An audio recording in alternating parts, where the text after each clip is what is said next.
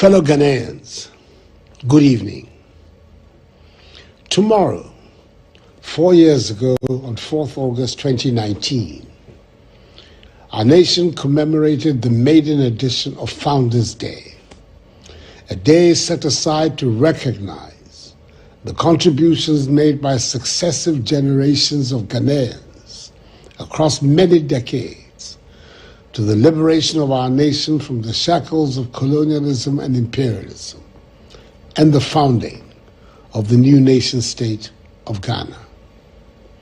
4 years on, it is good to see that the needless controversy, spurred on by largely outdated political considerations, that initially embroiled the celebration of this day, is being gradually set aside, as more and more Ghanaians now come to appreciate the collective effort made by many Ghanaians to the process of gaining our independence. 4th August, in the life and history of our nation, is one of utmost importance. It is indeed a sacred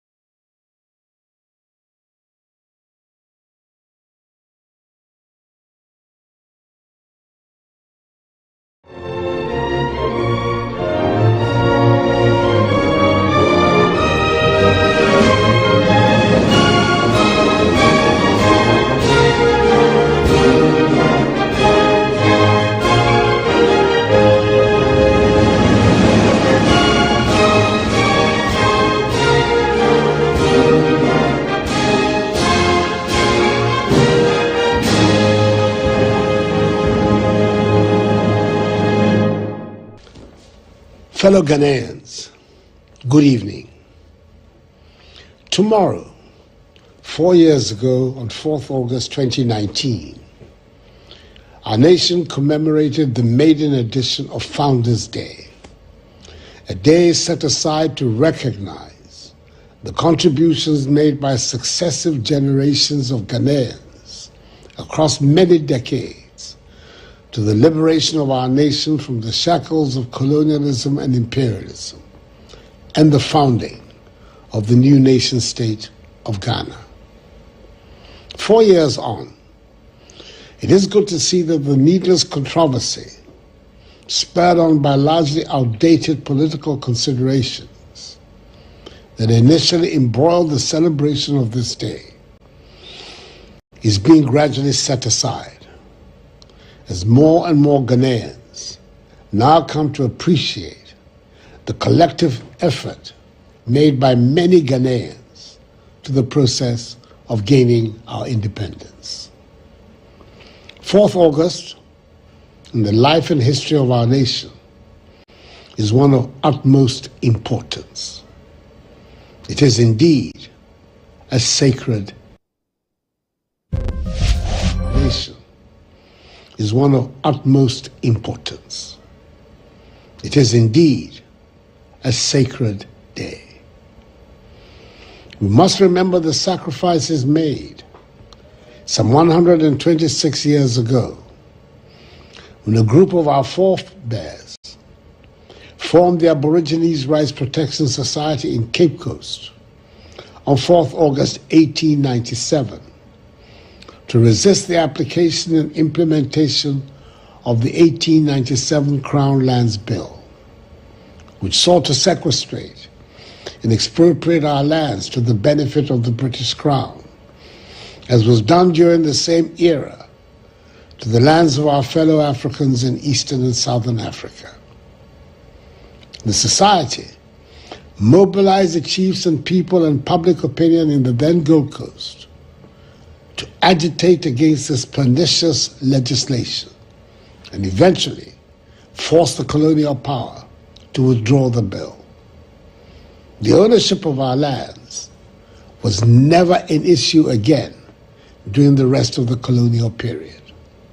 We should not then forget that we continued to possess our lands freely, unlike the situation in Eastern and Southern Africa, because of the bravery and foresight of the members of the Aborigines Rights Protection Society. And we must continually pay homage to these patriots. Fellow Ghanaians, the second of the two significant events in the struggle, after the agitations of the 1920s, 1930s, and early 1940s, then occurred on 4th August 1947, exactly 50 years later to the day of the formation of the Aborigines Rights Protection Society, when a group of nationalists, including, quote, paramount chiefs, clergymen, lawyers, entrepreneurs, teachers, traders, and men and women from all walks of life in the Gold Coast, unquote, according to an eyewitness, gathered in Salt Pond for the launch of the United Gold Coast Convention, the UGCC, the first political party in our country. The UGCC was the first political party to make a formal demand for independence. Indeed, the first time any such demand was made in colonial Africa, a demand made 11 days before the declaration of India's independence on 15th August 1947. In the words of the chronicler, L.H. Ofuswapia, 4th August 1947, quote, marked the beginning of a new era in the Gold Coast, unquote. It is the date which shaped and determined the course of our collective history, setting the stage for an organized front for Ghana's independence struggle. History has captured the seminal events that unlocked the door to freedom. The triggering of mass resistance by Nikwab Naboni, Boycotini, through the boycott of goods of European traders.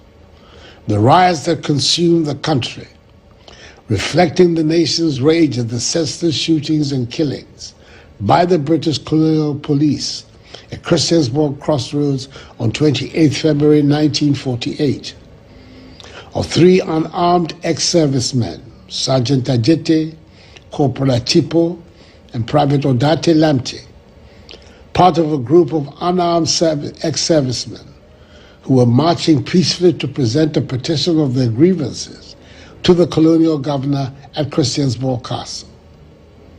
The subsequent arrest of the UGCC leaders, who have gone down in history as the legendary Big Six, J.B. Dankwa, Emmanuel Obeche Bilamte, Edward Akufo-Addo, Ebenezer Akwaje, William Oforiatta, Kwame Nkrumah, by the colonial authorities who held them responsible for the disturbances.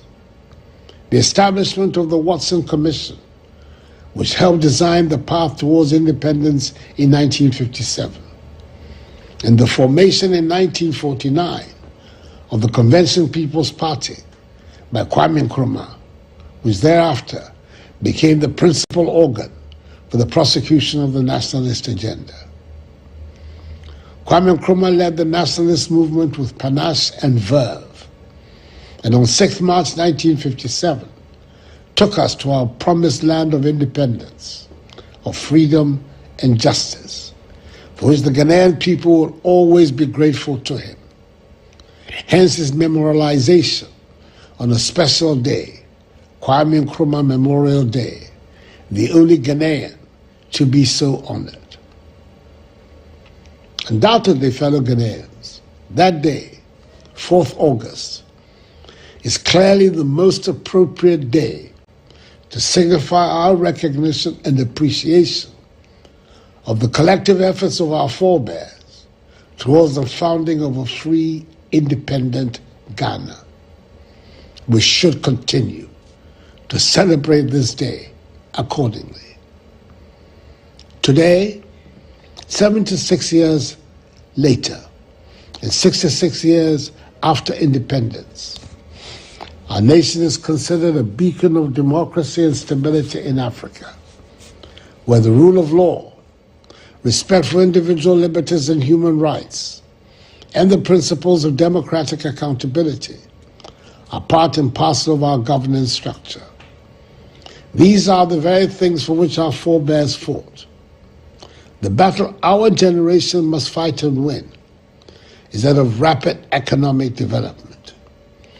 We must set Ghana to rights and get our country to where it should be. The challenge before us remains to build a modern economy and thereby generate a prosperous, progressive, and dignified life for the mass of our people. Hard work, enterprise, creativity, discipline, and a consistent and effective fight against corruption in public life will bring the transformation we seek. I am confident that with a united will, we can achieve this in our lifetime. I wish all Ghanaians a happy Founders Day, and may God bless us all in our homeland Ghana and make her great and strong.